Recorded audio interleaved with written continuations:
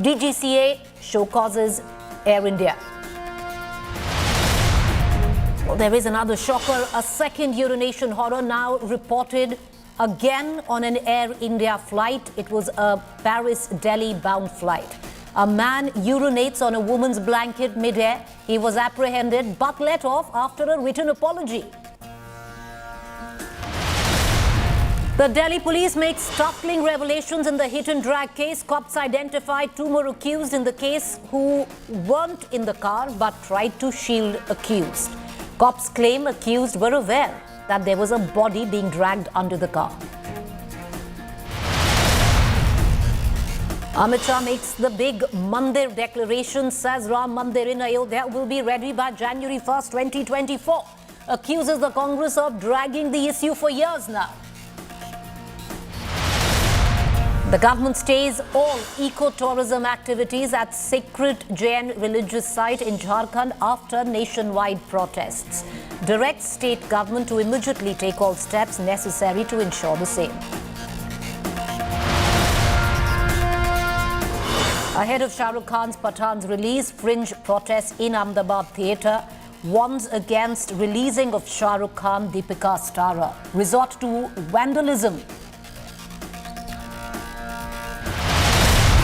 Microsoft CEO Satya Nadella meets Prime Minister Modi, says inspiring to see India's focus on digital transformation, assures help for Digital India vision. Prince Harry details physical attack by his brother William over his marriage to American actor Meghan Markle, says William called Meghan difficult, rude, abrasive and attacked him physically.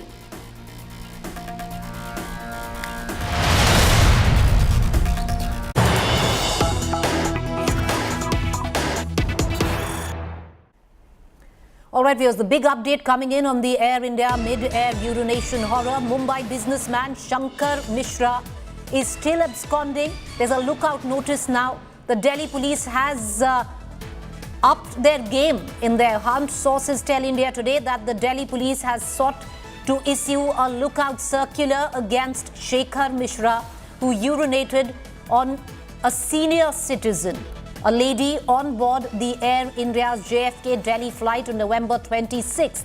As he is not joining police investigation, what we are getting to understand is that now a lookout circular has been issued against the Mumbai businessman Shekhar Mishra, who is, viewers, absconding. Multiple cases now lodged against him. All right, Shankar Mishra is the name, viewers. I want to quickly cut across right now to my colleague Arvind Ojha, who's joining us with the latest update on that story. Arvind, a lookout circular against Mr. Mishra. What more can you add? देखिए, जो Delhi police है उसने LOC lookout circular जारी करने के लिए जो concern authority है उसको बताया है। नंबर 1। नंबर 2, शुरुआत में जो दिल्ली पुलिस है उनको ये जानकारी मिली कि जो अक्यूज है उसका नाम शेखर मिश्रा है। उसके बाद मल्टीपल टीमें भेजी गई मुंबई, चूंकि ये पता चला जो अक्यूज है वो मुंबई का रहने वाला है। लेकिन उसके बाद जब उसकी पासपोर्ट डिटेल एक्सेस की दिल्ली पुलिस ने, तब नाम सामने आया। पासपोर्ट में जो नाम है वो है शंकर मिश्रा, और शंकर मिश्रा एक नामी कंपनी वेल्स फार्गो में वाइस प्रेसिडेंट के तौर पर काम करते हैं। दिल्ली पुलिस का कहना है कि बहुत जल्द कुछ घंटों के अंदर जो अक्यूज्ड है वो उनके शिकंजे में होगा, जो इंडिया टुडे को एक्सक्लूसिव जानकारी मिली है। फिलहाल जो मल्टीपल टीमें हैं वो लगातार रेड्स कर रही हैं, और साथ ही साथ जो अक्यूज्ड है वो इंडिया छोड़कर भाग न जाए, इस वजह से जो एक लीगल प्रोसेस होता है उसके तहत हमारे साथ पहले थोड़ा कंफ्यूजन था। I want to quickly बने रहिए Arvind. I want to quickly get our viewers up to speed with the latest news break, viewers. It's time to name and shame Shankar Mishra. Earlier on, there was an indication that he was called Shekhar Mishra, but no, his right name is Shankar Mishra, and that's the first picture of Shankar Mishra.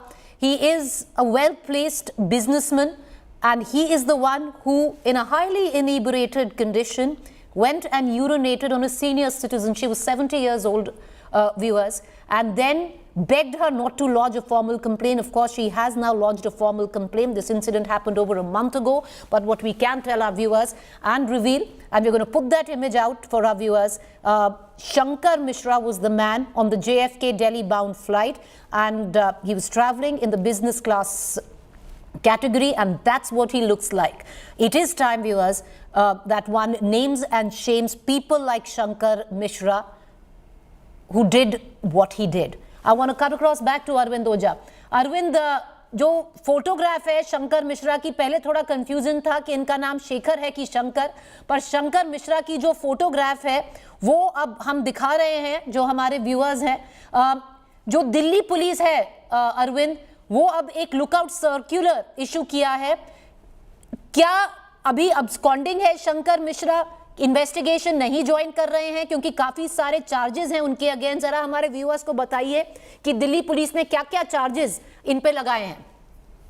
देखिए, Delhi police ने जो शंकर, सबसे पहले बताऊं कि जो confusion था वो दरअसल दिल्ली पुलिस भी कर कंफ्यूज थी। पहले शेखर मिश्रा, उसके बाद सूरज, कई नाम आए, लेकिन जब पासपोर्ट एक्सेस किया गया तो उसमें शंकर मिश्रा नाम वो सामने आया।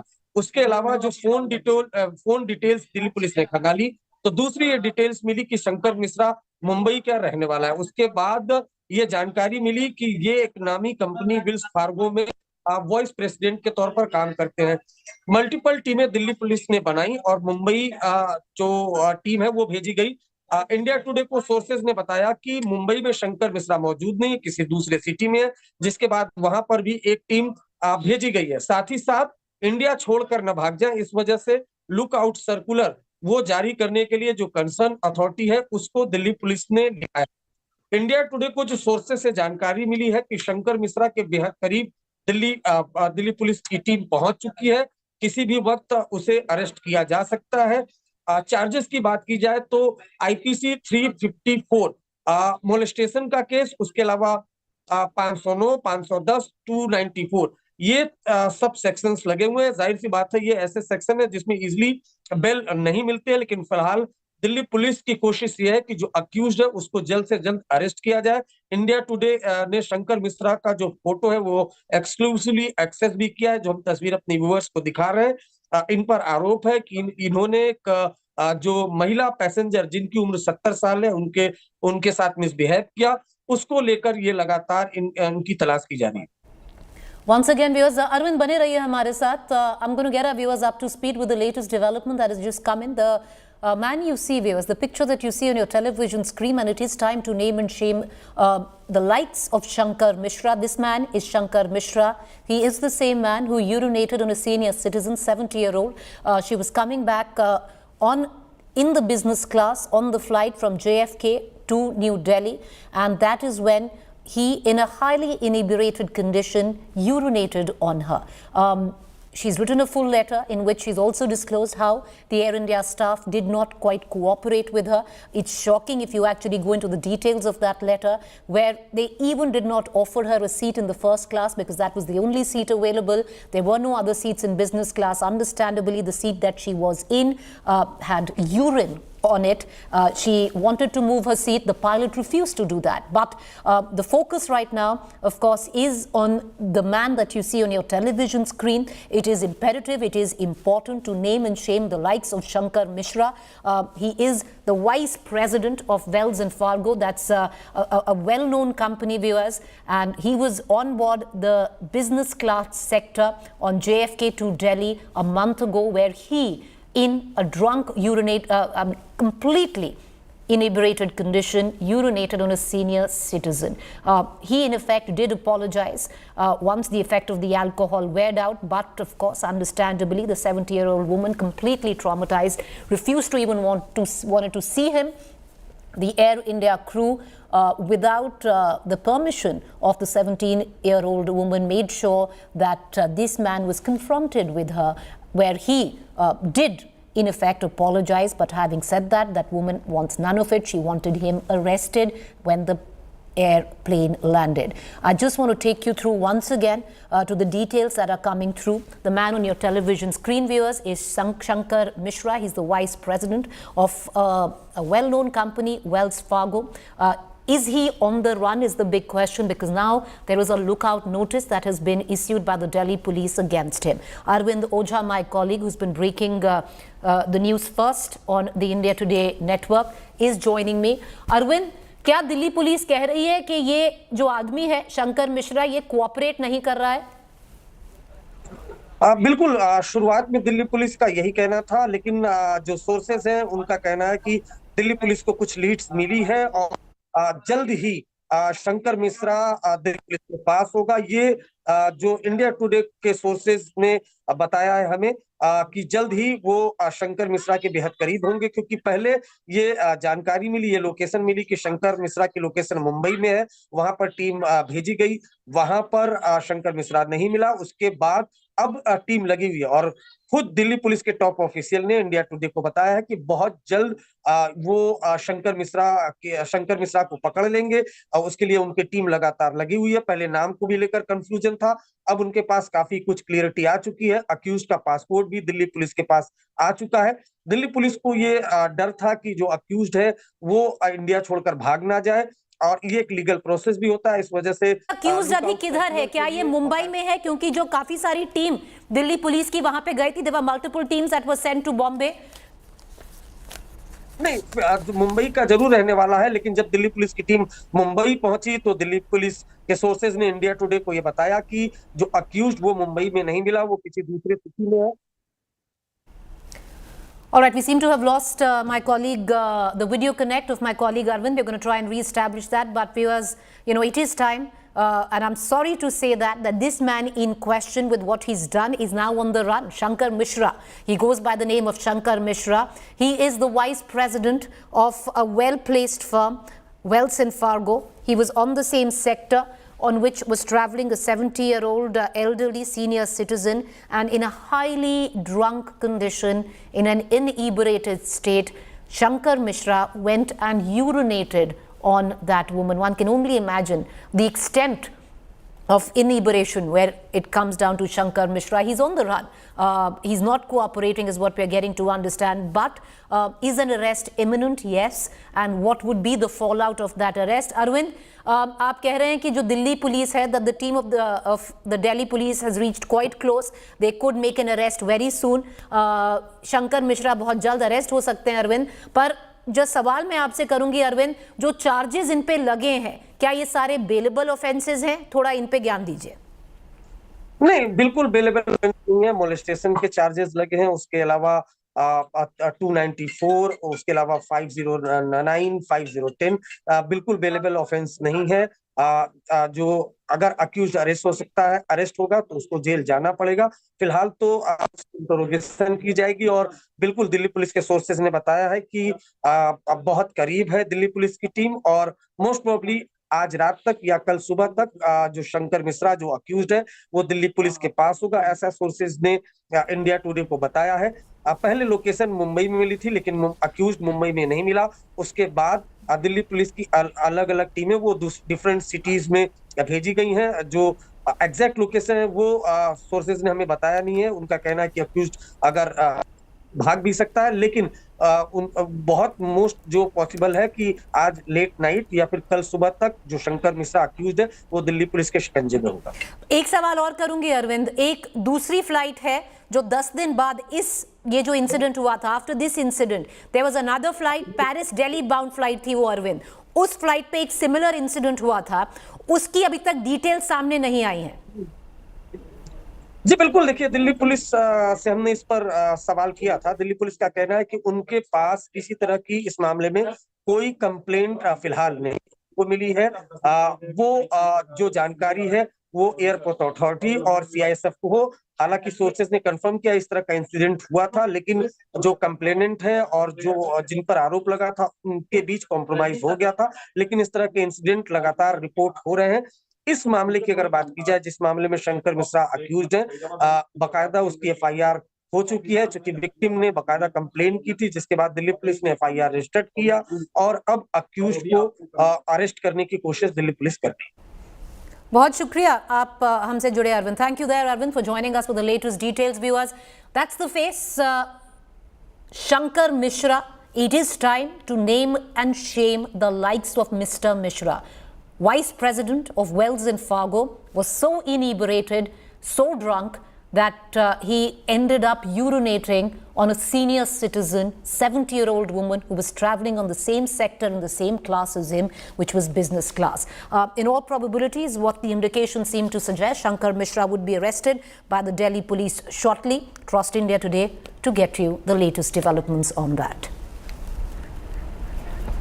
All right, viewers, let me quickly now move on to the big debate that we are tracking this evening, and it comes from Haldwani, Uttarakhand. Interim relief for 50,000 people, Haldwani residents. The Supreme Court today stayed the demolition of Haldwani houses, saying 50,000 people cannot be uprooted overnight.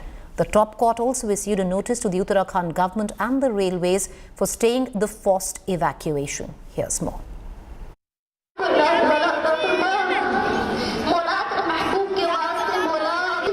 Prayers answered. Hands raised in supplication to save their 70-year-old neighborhood on a 2-kilometer strip of land.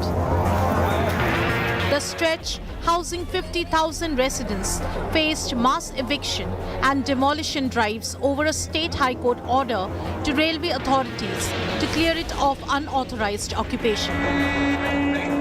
Locals staged protest.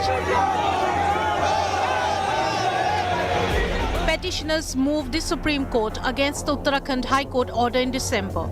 On Thursday, the country's top court issued a stay. Court इस चीज से पीड़ित थे कि 50,000 लोगों को 7 दिन में हटाया जा रहा है और ये कोर्ट को लगा कि जिस तरह से हाई कोर्ट ने डायरेक्शन दी ये कानून के तहत नहीं है, इसीलिए कोर्ट ने उस पर स्टे लगा दी.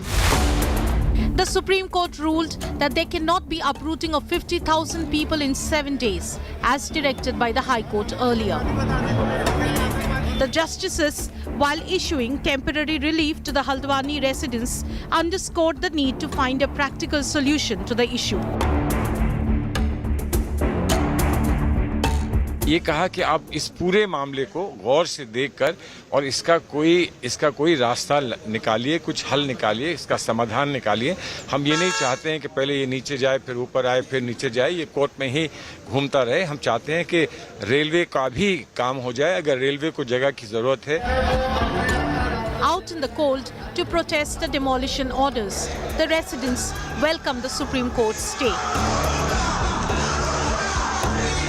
सारे लोगों को मिलाकर के एक पैनल तैयार किया जाएगा और फिर उसके मुताबिक हम जो आगे की लड़ाई जो है लड़ेंगे, क्योंकि हमें रुकना नहीं है. हमें अभी कोई जीत नहीं मिली है. इन परेशान हाल लोगों की दुआओं का करिश्मा है कि अल्लाह ने हमारी सुन ली और ये बेमिसाल अल्लाह ने फैसला हमारे हक में अता फरमा दिया. With the protesting residents mostly being Muslims, the issue has turned political at the ground level. ये बड़ी दुर्भाग्यपूर्ण बात है कि एविक्शन और अतिक्रमण जैसे मामले को भी सांप्रदायिक रंग देकर इस पर राजनीति की जा रही है, वोट बैंक की राजनीति की जा रही है और भड़काने की चेष्टा की जा रही है. The state government, however, insists it will honor the court order. Rail विभाग माननीय हाई कोर्ट में और माननीय उच्च न्यायालय में जो भी उनका फैसला, जो भी उनका मुकदमा था वो चल रहा था और राज्य सरकार की तरफ से हमने पहले ही कहा है कि जो भी न्यायालय का आदेश होगा हम उसके अनुरूप आगे कार्रवाई करेंगे.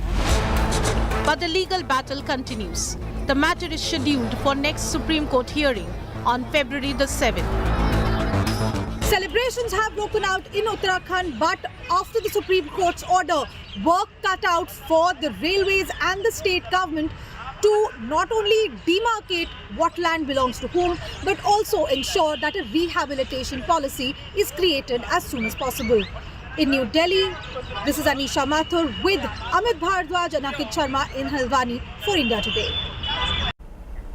All right, viewers, I spoke to Harish Rawat, the former Chief Minister of Uttarakhand. He sat down on a silent fast at his residence in Dehradun in support of what has gone down in Haldwani. When I spoke to him, one of the questions that I asked, Harish Rawat ji, बहुत शुक्रिया कि आप हमसे जुड़े थे. Sir, जो high court की ruling थी सुप्रीम कोर्ट के पहले, रावत साहब, उसमें साफ जो आपकी सरकार है उसको दोषी माना गया था. रावत साहब, और कहा गया था कि आप लोगों ने वोट बैंक पॉलिटिक्स के हिसाब से ये एक कॉलोनी जो इलीगल थी बसा दी थी। अब देखिए, गरीब लोग सभी जगह बसे हैं शहरों के किनारे। आज देहरादून में स्थिति यह है कि जितने नदियों के नाले खाले इत्यादि हैं उनमें आज भी इंक्रोचमेंट हो रहा है। मंत्रीगण इंक्रोचमेंट करवा रहे हैं। अब क्या कहा जा सकता है, क्योंकि उत्तराखंड के अंदर डेवलपमेंट काफी हुए और इधर रोजी रोटी बढ़ी यहाँ, तो लोग आजीविका की तलाश में बहुत सारे लोग आए। और हम तो कह रहे थे इनसे, हमने कहा बजाय भाई ऐसे हटाने के आप एक कट ऑफ डेट रखो। जैसे हमने 2016 में निर्णय लिया कि इनको रेगुलराइज करेंगे, रिवर फ्रंट से कुछ जमीनें निकाल करके जो इंक्रोचमेंट में है उनको वहां बसाने का काम करेंगे। तीसरा का निर्णय हमने लिया, हमने कहा एसपी और सीओ ये जिम्मेदार होंगे यदि कहीं कोई अनऑथराइज आदमी आ करके जो है इन मलिन बस्तियों में और उनमें रहते हैं।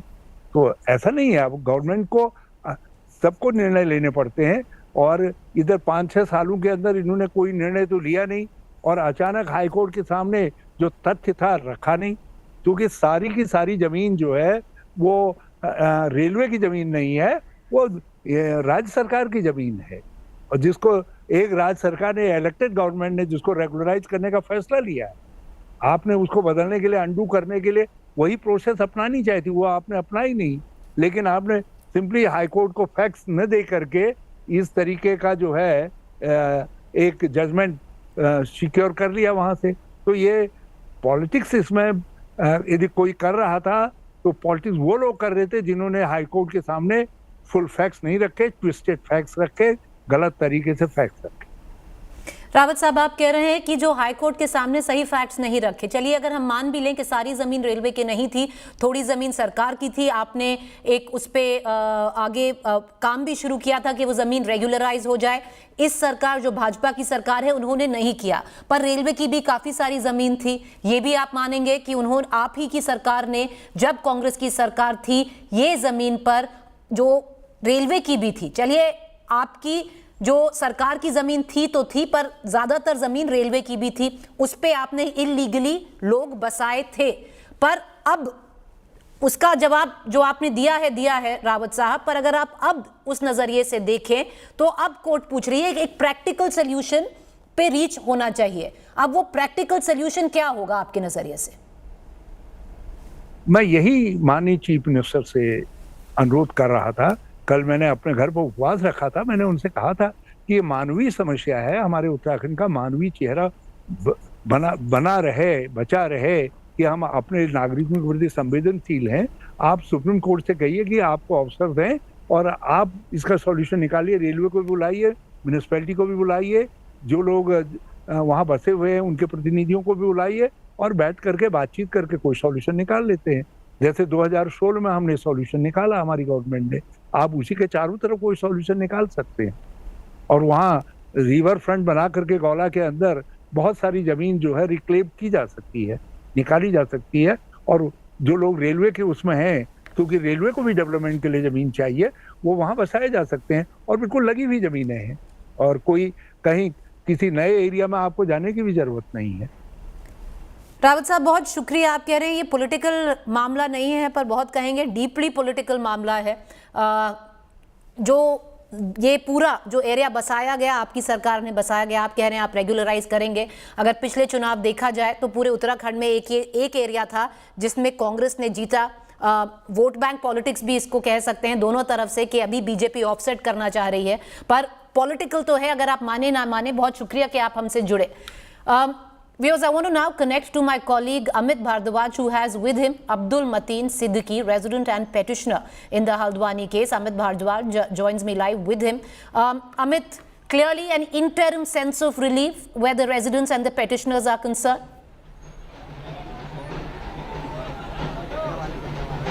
Absolutely right, Preeti. You know, it is an interim relief that the 50,000 residents of Banbhulpura were looking for the past 10 days.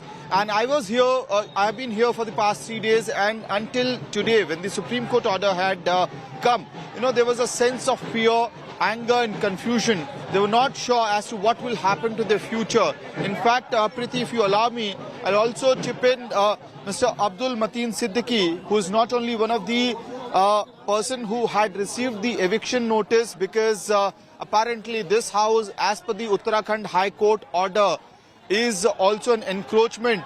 And now Mr. Siddiqui had gone to the Supreme Court today. He was amongst the 11 petitioners who had filed, who had challenged the Uttarakhand High Court order in the Supreme Court.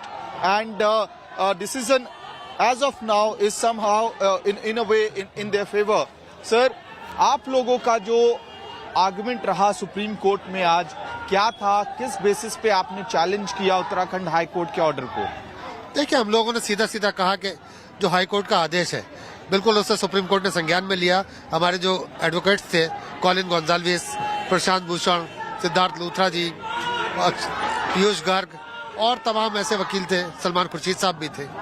उन्होंने सीधी सीधी बात रखी कि ये लोग कोई जो जिन्हें आप इंक्रोचिंग कह रहे हैं, इनके पास सब कागज हैं, किसी के पास नजूल की भूमि है, किसी के पास पट्टे हैं, तो इन सारी चीजों को सुना जाना चाहिए था।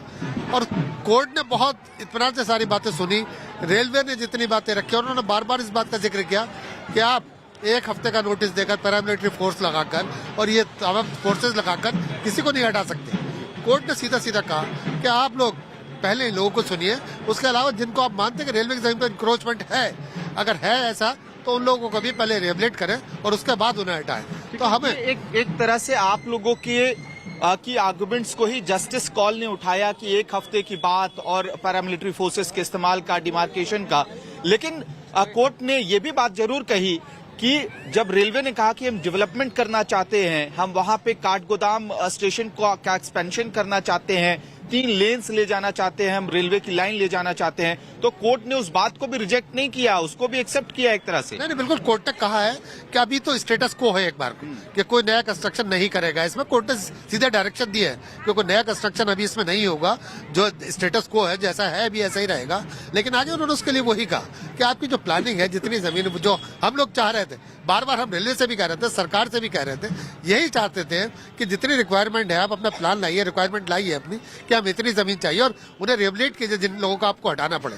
तो हमें उम्मीद है कि ओरली जो कोर्ट ने कहा है, अगली तारीख 7 फरवरी लगी है, हमें आगे यही उम्मीद है कि सुप्रीम कोर्ट ने जो आज ओरली कहा है, आदेश भी कुछ इसी तरह का आएगा और हमें उम्मीद है कि पहली सीढ़ी है। और आपको ऐसा नहीं लगता है कि आने वाले समय में डिमोलिशन एक ऐसी सच्चाई है, एक ऐसी तलवार है जो आप पे लटकी रहेगी? क्योंकि कुछ ना कुछ हिस्सा तो बनभूलपुरा का 5 मोहल्ले हैं, उसमें से कुछ हिस्सा तो टूटेगा, जिस तरह का ऑब्जर्वेशन आज इनिशियल ऑब्जर्वेशन है उसको सुन के लगता है। नहीं, बिल्कुल ये बात आपकी बात सही है कि टूटेगा, लेकिन हम जो चाहते थे कि हम ये नहीं कहते थे कि मत तोड़ो किसी को, लेकिन जितनी हम वही कह रहे हैं ना कि जितनी जमीन की आपको रिक्वायरमेंट है उतनी ले लीजिए और उसके बाद वही है कि उन्हें रिहेबिलिट कीजिए आप जो जमीनें हैं जिन्हें हम हटा। Okay, you know, Amit, before I just pull away, there seems to be a sense of elation. Would you just pan your camera around and we'll cut across to our other guests for the debate?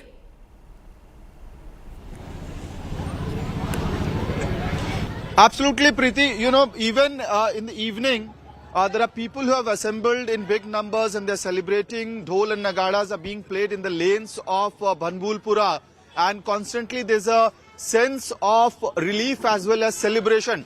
But they do realize that it's a long legal battle that they have to fight, and on 7th of February, the chapter 2 or the real battle, legal battle for people of Banbulpura will begin. Right. Back to you, Preeti. Amit, appreciate you joining us, viewers. And ultimately, it's the same Supreme Court which gave refuge, interim relief to the residents, which earlier on multiple occasions, when it's come down to encroachment, has made it very clear that land grabbers cannot take the refuge of law. So that's that one point which many of us subscribe to. On the other hand, whether one likes it or not, we're in the middle of the beginning of exactly the month of January. It's extremely cold. We could be staring down at a humanitarian crisis if 50,000 of these residents there are without a roof on their head. So 2 points of views. Let's take it right now to our panelists this evening. Joining me is Dr. Devendra Bhasin, spokesperson, Uttarakhand Bharatiya Janata Party; Dolly Sharma, Congress spokesperson; Shadan Farasat, he's an advocate, Supreme Court;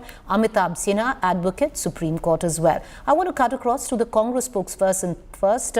Dolly Sharma, the fact is, if you just look at the language of the High Court, it's made it very clear and held your government, when you were in power in Uttarakhand, responsible for the mess that the residents and the railways finds itself in, of possibly appeasing one community to make way for illegal colonies encroaching on railway land.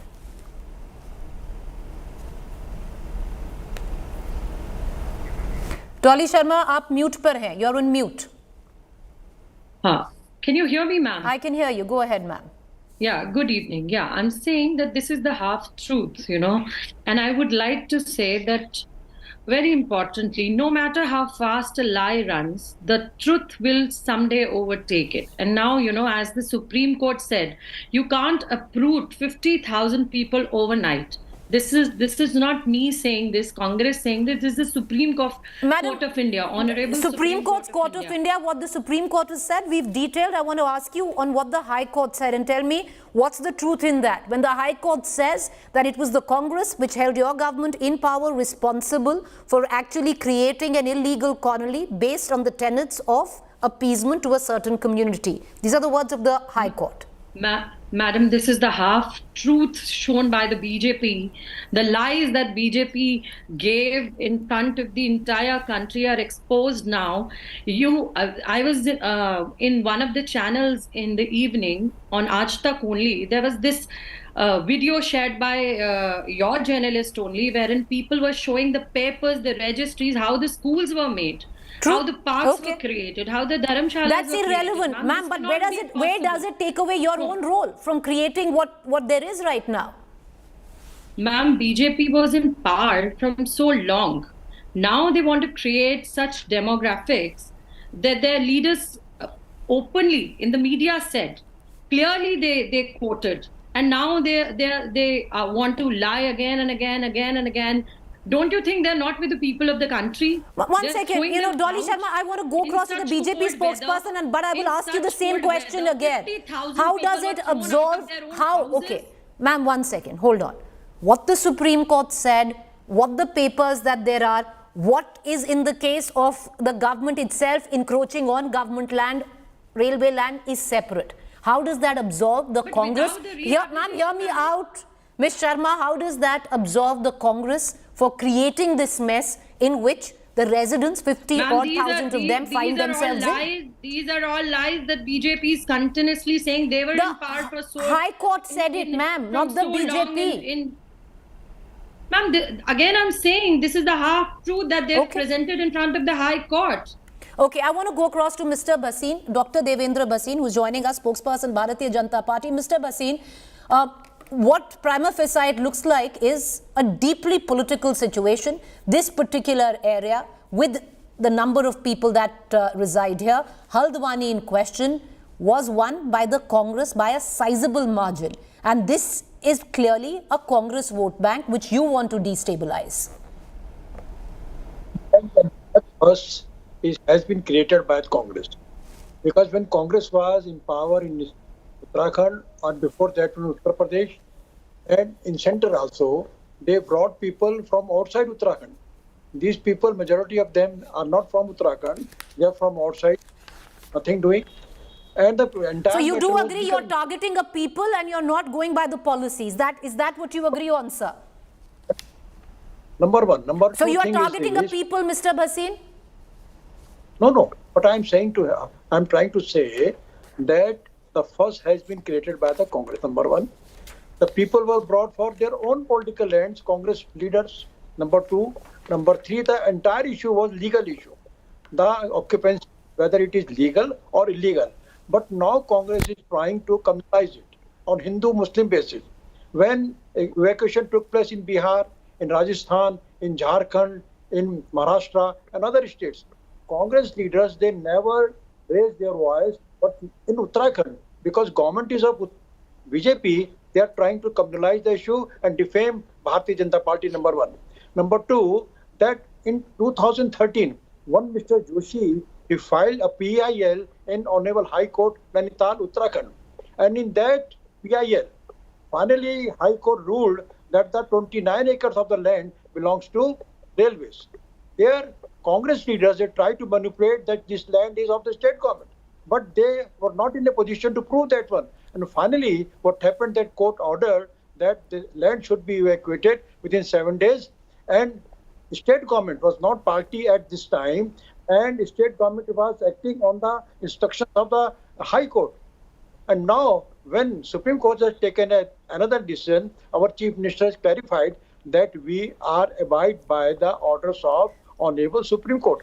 So we are in a position just to comply with the orders. And whatever court will ask on the basis, sir, Mr. Bhasin, on the basis of what you're saying, that you're not looking at targeting a community or targeting the vote bank, which is essentially of the Congress, and numbers have proven it in the last election. Do you at least agree, hear me out, sir, do you at least agree to the fact that your government did not argue the case well in the High Court, therefore the decision that has come in from the Supreme Court? You submit to that? Our government was not party in the case. The case was being between the person who filed PIL and railways. Railways told that this is our land. And finally, state government was of the role that they had to comply with the orders of the Honorable High Court. So the state government was a part of it. It was very clear. And the question that is being raised is that in all probability, the Supreme Court, which usually takes the side of the law when it comes to encroachers, has said that not once but multiple times, that land grabbers cannot take refuge in law, did underline the fact. But that aside, do you not think, Mr. Bhasin, that if this eviction would have gone through, there would have been a humanitarian crisis, 50,000 people on the roads without a roof in the middle of January? We do not disagree the humanitarian part of the entire issue. But the basic question which I am trying to raise is the role of Congress.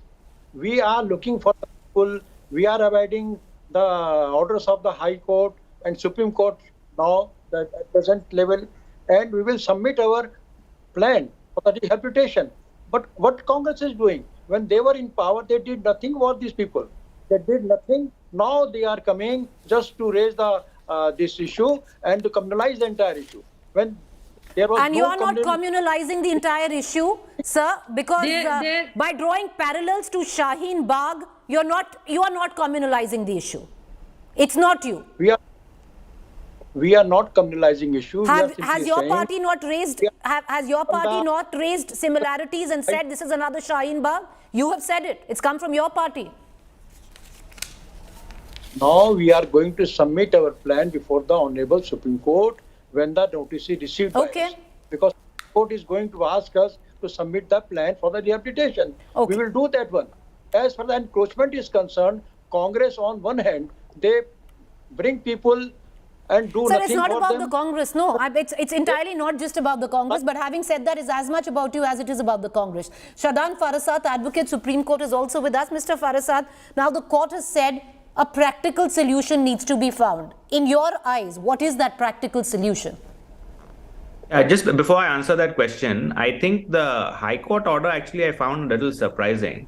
I mean, it had a bit of a political tinge to it. Normally, when judgments are written, I think you test the underlying legal issues. You don't make it overtly political. That's why we have, trust in our legal system. So I found the High Court order to be a little politically written in that sense. I mean, I was a little surprised. I've not seen High Court orders like that. Now, insofar as your questions of solutions is concerned, I think, firstly, let's just look at, Delhi itself. The 60% of Delhi lives in unauthorized colonies. They don't have a title over their lands. So it's a human problem, not just in Haldwani. It's a problem across India.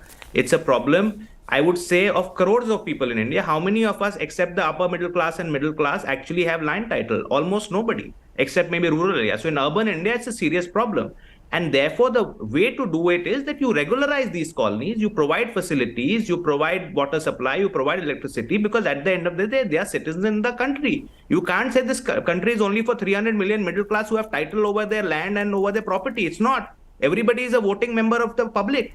In fact, 60 to 70% of people may not have a land title.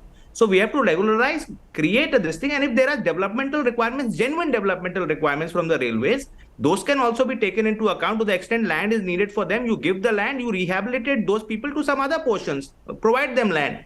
They are humans, they are not animals, right? We can't treat humans in our country like animals. So you have to rehabilitate them, and there are mechanisms and schemes which can be devolved for them. That's the solution. You know, I want to cut across back to the Bharatiya Janata Party spokesperson. And the question, sir, Mr. Bhasin, if you look at India, and that's a modest, estimate, there's over 800 hectares of land which the railway has, which is under encroachment. Now, when you put it in purview of this immediate crisis, it's not just pertaining to Haldwani, as pointed out by the lawyer.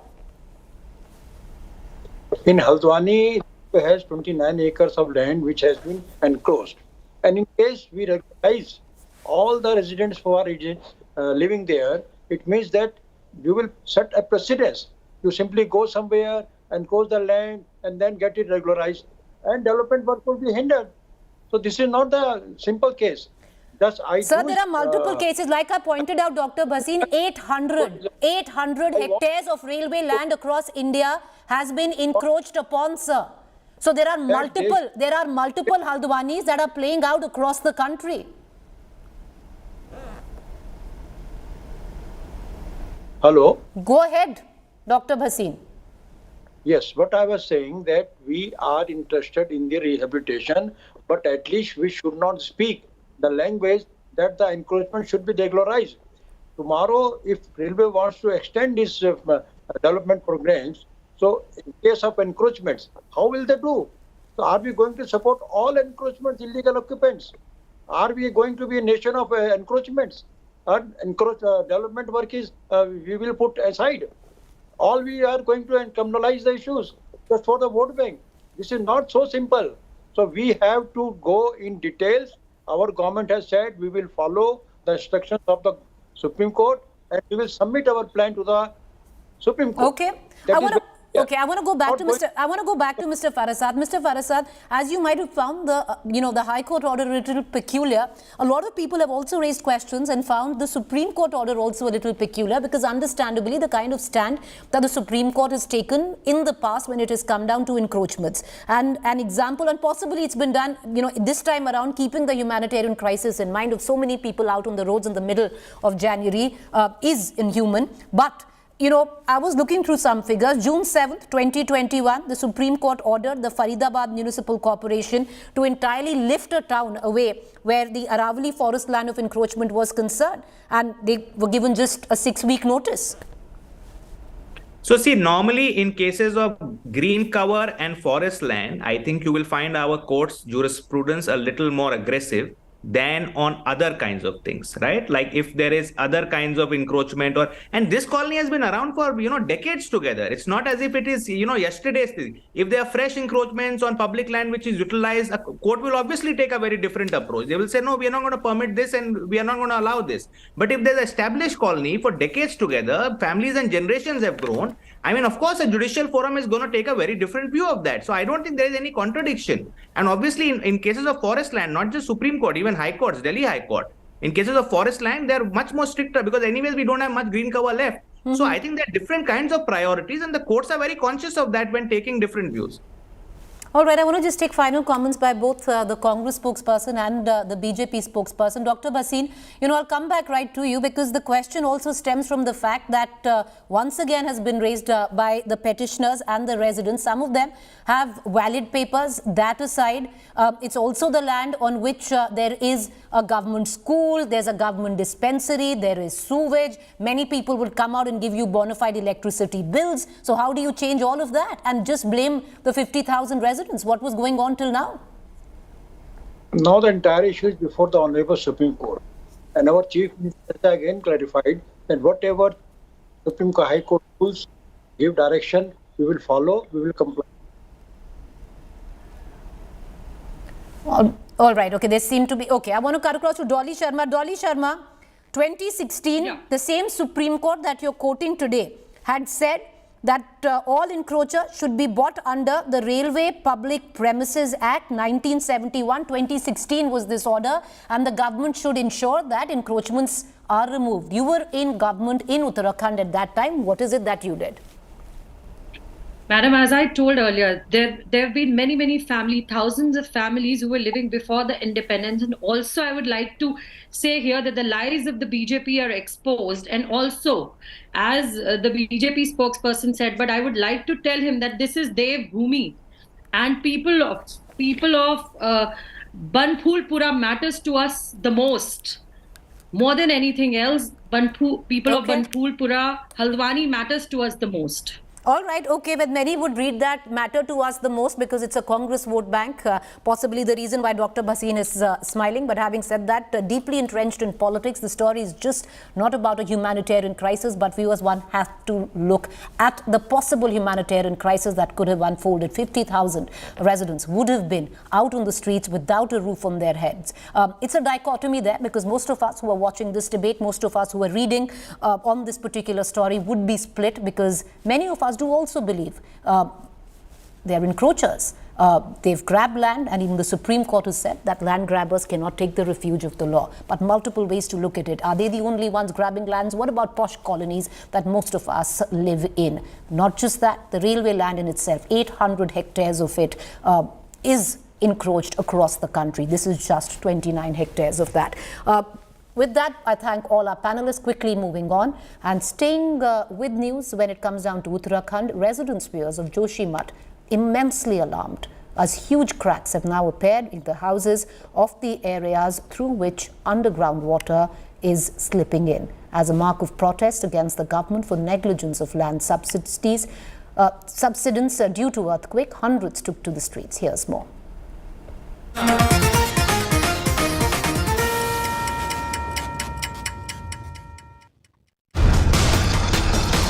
Cracks on walls, water seepage, land caving in. The holy town of Joshimath in Uttarakhand is crumbling. Located at a height of 6,000 feet in Chamoli district, Joshimath, which falls on the route to Badrinath and Hemkund Sahib, is in a high-risk seismic zone. The cracks on the walls and floors are getting deeper and wider with each passing day. More than 500 houses in the city have been affected by the landslide.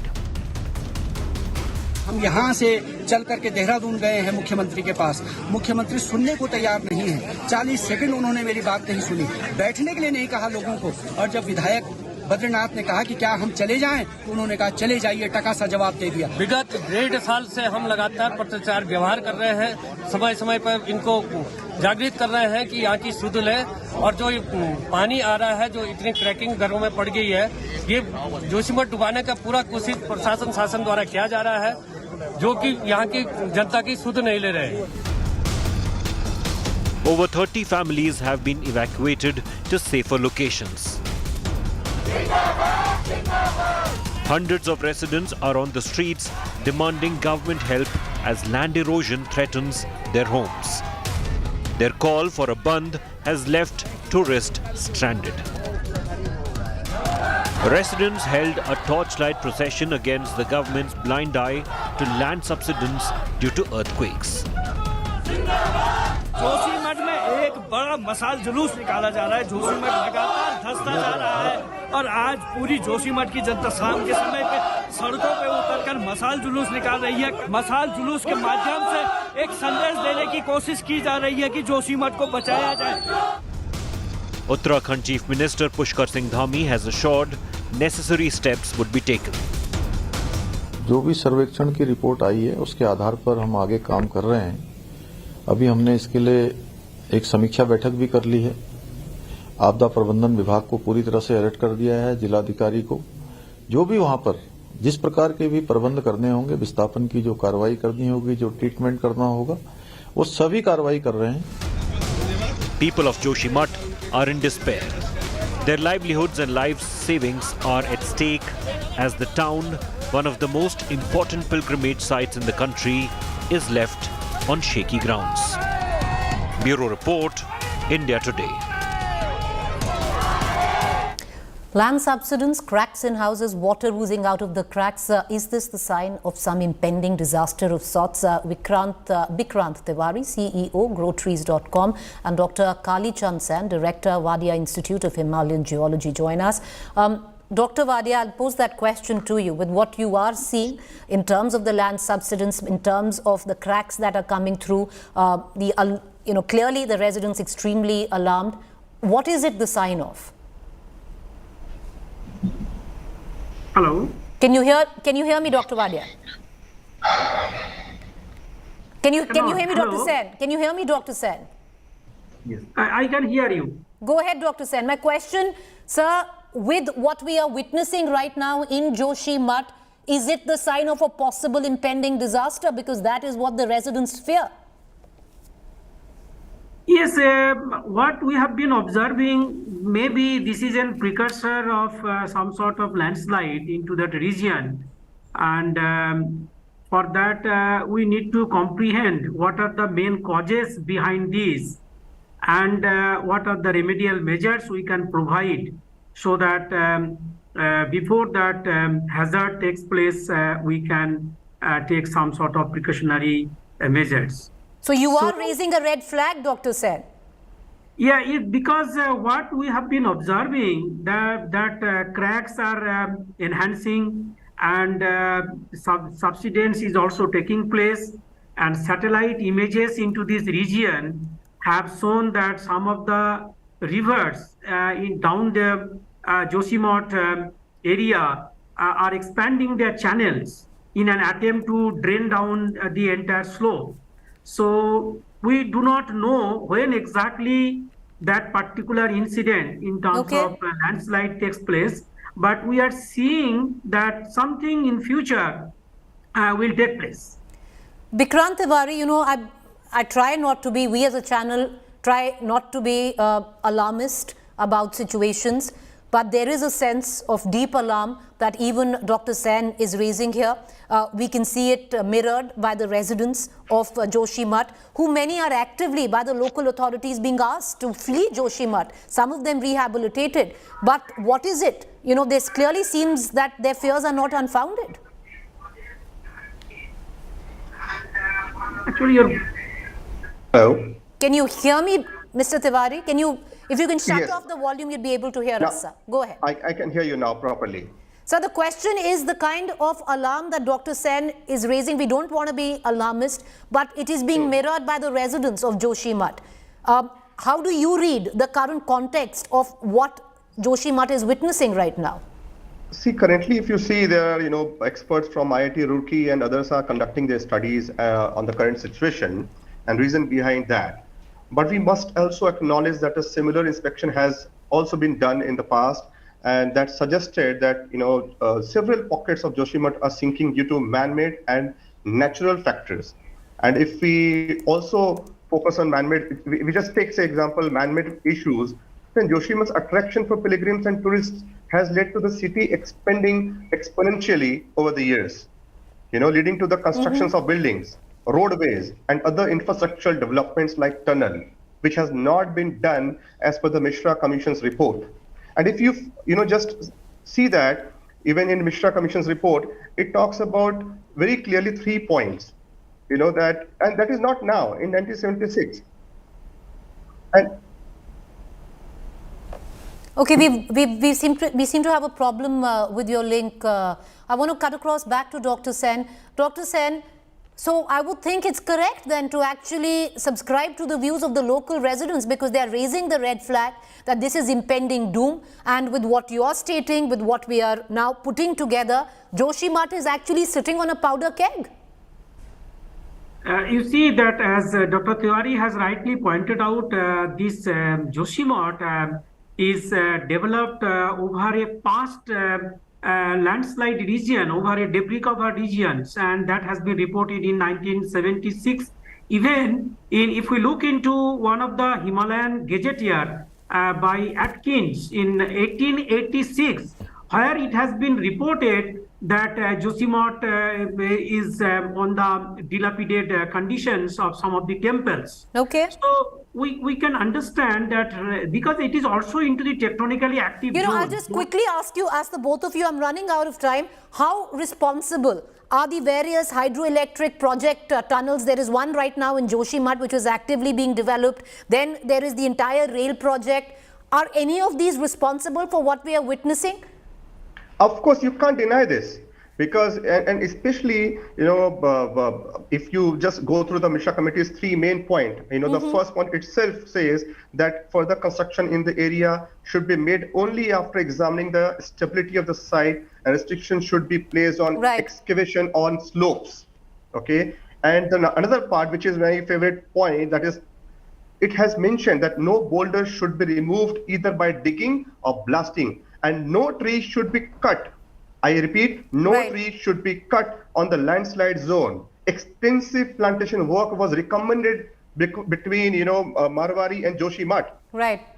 Well, that's the sad part because, there is the Tapovan Vishnugad hydroelectric project, which many environmentalists had raised the red flag about. And clearly now what we are witnessing, all of that could just be coming together because one thing, viewers, once again, I would say, we at India Today don't really want to be alarmist. I don't like doing that. But all the experts on the show tonight have raised an alarm with what is the possible fate of Joshimath, an impending disaster. Well, we don't quite know. We hope it doesn't happen, but one needs to take immediate measures. And the alarm raised by the local residents is understood. With that, a quick break. Do stay with us on the other side. News and updates continue. We'll see you tomorrow.